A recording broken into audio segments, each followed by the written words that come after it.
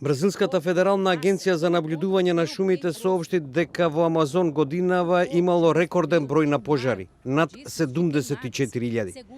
Тоа представува зголемување од 84% во однос на истиот период минатата година.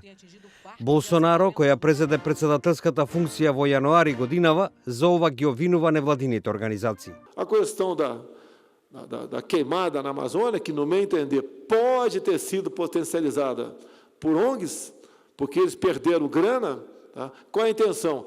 Trazer problemas para o Brasil.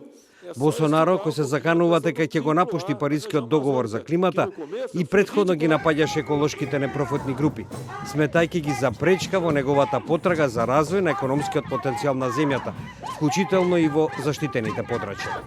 A fala dele é muito irresponsável, que ele tem que provar, né?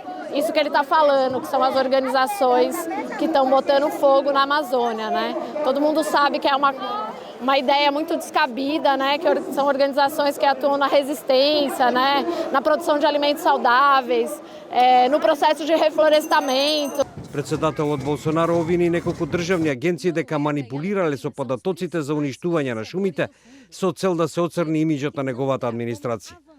Од друга страна, Бразил се соочува со меѓународен притисок да ги заштити огромните шуми од нелегална сеча или рударски активности. Но експертите велат дека не само Бразил, туку и целиот свет би можело да бидат жртви на прекумерното уништување на шумите, бидејќи тоа може да влијае врз климата, донесувајќи повисоки температури и помалку дожд. Амазон честопати се нарекува белите дробови на нашата планета, затоа што е главен абсорбер на јаглерод диоксид од атмосферата.